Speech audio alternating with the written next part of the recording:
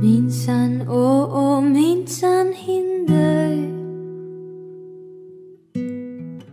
Minsan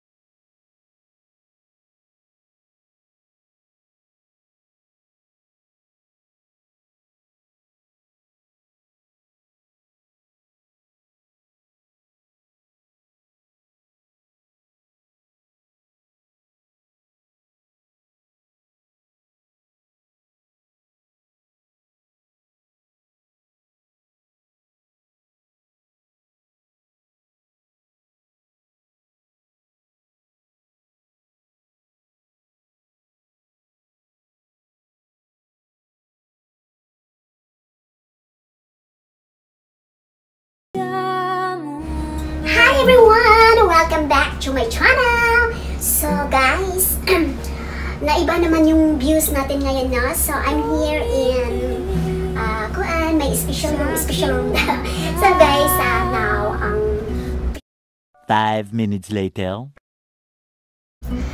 Vlog ko ngayon is sasagutin natin ang mga katanungan. So may mga tanong na binato sa akin. So haharapin natin at sasagutin natin at titingnan natin kung mabigyan ko ng hustisya yung mga isasagot ko, no. So pagpasensyahan niyo na guys kung ano man yung mga yon, pero mag-enjoy lang tayo.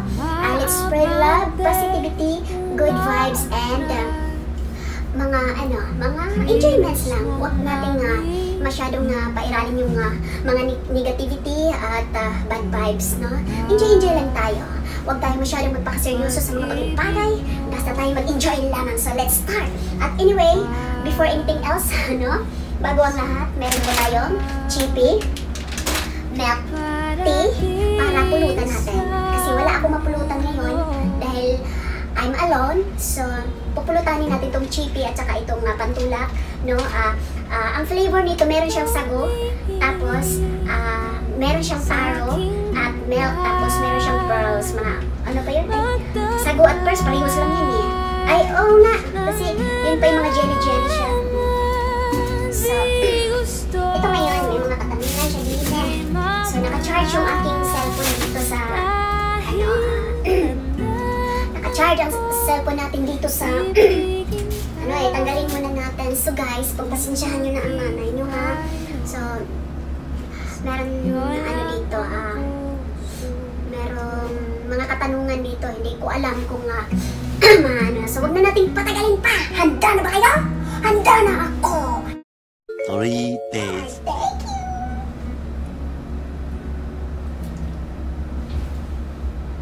Pusing-pusing. So unang katanungan, what are the best and worst dates you've ever gone on? Ang pinaka-best na date na gustong-gusto ko is 24. Because napaka-memorable yung date na yan dahil birthday ko yan, and yan po yung petsa na sinurprise ako ng aking asawa. So napaka-memorable yan dahil hindi ko makakalimutan at talagang halos lumuhan ako ng dugo sa tuwa, excitements, at saka hindi ko ma-explain yung sarili ko that time. And the worst date na experience ko or naganoon is 26. Kasi sinubo kami ng mga pangyayaring hindi ma-explain, no? Kasi normal lang siguro talaga yun sa mag-asawa. And umabot ako sa point na na-pull out of love ako. Kasi gawa ng siguro dahil halo-halo na yung mga feelings, stress, and everything, and so on. Basta lahat na. But I'm so thankful pa rin kasi pag naniniwala ka talaga sa taas, lahat posible. At maganda naman yung nangyayari after all. So napaka talaga. Okay na okay naman. So, what would be more thrilling, angry sex or make-up sex? Angry sex. Angry sex. Kasi parang andun yung excitement at saka parang palaban ka dun eh. Yung parang kang isang tiger na susugod sa laban. Diba? Kanta niya Lady Gaga. How do you comfort yourself after a rough day? Well, matutulog lang ako. Gusto kong mapag-isa, ayaw kong kinakausap, tapos itulog ko lang siya and iinom ako ng malamig na tubig. Yun lang. And then, magdasal. Yun, magiging okay na ako. Tapos, at saka, pinaka maganda talagang pang-comfort sa akin, yung makadukot ako ng notes. Joke. Yung talong. Joke. Joke. Iris. What's your worst fart story? I just learned.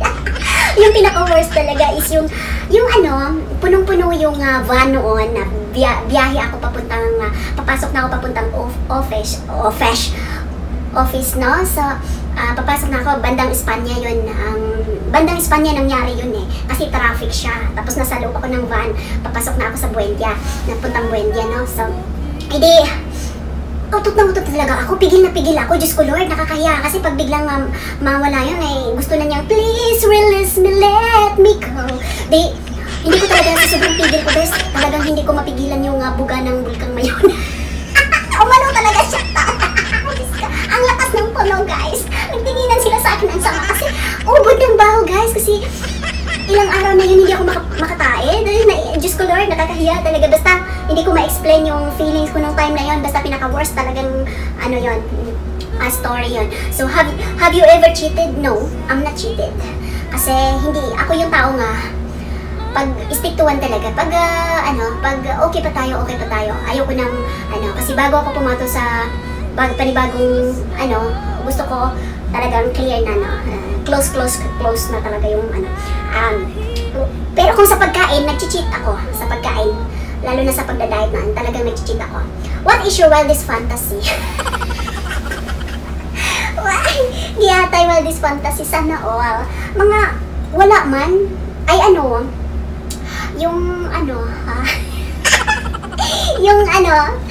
kami sa loob ng ay banyo. With the moon and star. Nakita ko sila. Ay, Diyos ko. Basta yun na yun. Oo, guys. And then, what drives you crazy?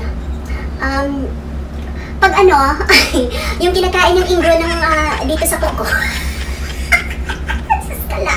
Pag kinakain yung ingro na, yatay. How many people have you kissed? Marami hindi na mabilang kasi ako yung taong super lambing at saka mahilig akong mag-hug at mag-kiss lalo na sa mga taong close na close sa akin. Kaya talagang ganun ang ko. I express my love, feeling, emotion, may mga pagmamahal ko sa taong yun, pero mga ganung mga gawain. No? Basta yan na yan. Kayo na yung bahalang mag-intindi. What's the most embarrassing thing you've done in a relationship? Yung wala akong maalala. Wala akong maalala, embarrassing. Wala pa akong wala pa. Pero malapit na, joke. Pero kung sa friends at saka sa family, meron. Pero kung sa relationship talaga na pang personal, about the relationship ko sa someone special, wala pa. What's your favorite body part on a guy? Notes! Joke, erase. Tenga at saka utong. Tenga at saka utong, yan. Kasi sa tenga, inaamoy ko yan tapos binubulong ko lagi na I love you, tapos yung utong nilalaro ko. What is one thing you've never done in bedroom? Yung pinakawalan si Mariam Palad. Never. Kasi hindi ko siya feel. what is something you did that you feel really guilty about? Yung nilapitan ako ng isang tao and hingi ng tulong, and then wala akong nagawa kasi malaki yung kailangan niya at hindi ko afford yung amount. So talagang I felt so very guilty about that talaga kasi emergency yun eh. Tapos wala akong nagawang tulong for her. So, yun. Talagang mahirap. How long do you last? Pwedeng 7-Eleven, pwede rin 24/7. Basta lahat may 7, okay ako dyan. Oh my God, hindi ako nalulubat. Malubat na lahat ng baterya at saka mga ano ninyo dyan, huwag lang akets, okay? Huwag lang si Diaper Queen.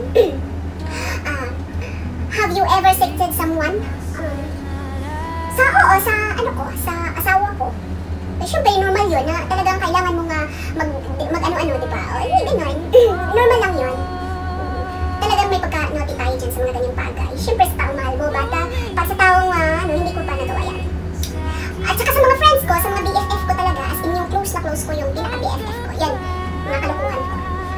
What's your biggest insecurity? Wala, because napakasimpleng tao ko lang, and I'm so contented with of what I have, and then, hindi ko kailangan ma-insecure sa sarili ko kung anong meron sila na wala ako kasi I am who I am. And bakit ba ako ma-insecure? Meron akong kapasidad, may kakayahan ako na hindi kaya ng iba, at meron sila na hindi ko rin kaya kasi nobody's perfect. So, ginawa tayo ng Diyos ng kanya-kanyang sa kanya-kanyang mga sitwasyon na pamamaraan or ano man tayo ngayon, kung ano ako, kung ano kayo. So, we have our own life na kailangan natin harapin at huwag natin na intindihin yung mga ibang bagay na hindi naman natin dapat, diba? So, I don't need to be insecure of everything na meron yung iba or ano, diba? Kailangan na makontento tayo kung ano meron tayo. Have you ever kissed someone on the same gender? Yeah. Kasi yung mga kaibigan ko mahilig kaming mag-love-love ng ganon. Yung as in ano talaga. Tapos, meron akong isang kaibigan na ang ganda niya, babae siya. Pero, yun pala may gusto siya sa akin. Tapos sinamantala niya yung pagkababae ko. Na kinis niya ako ng kinis para lang pala magpakababae kunwari siya. Pero natuluyan siyang maging jomboy.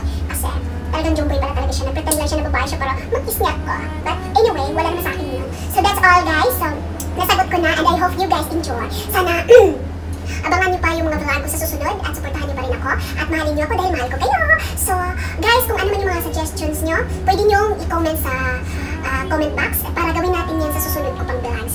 No? So huwag kayong mahiya, mag-request kayo kasi normal lang yun. So guys, hindi ko nabanatan ang aking chippy at saka ang aking kuan. So that's all for today. Thank you and God bless. Mabuhay. Shout out everyone sa lahat ng nandito.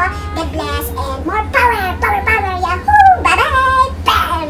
Ibigin ka kung maging tayo, sa'yo lang ang puso ko. Bahalag way uya, basta kay fresh ang bisang. Good night!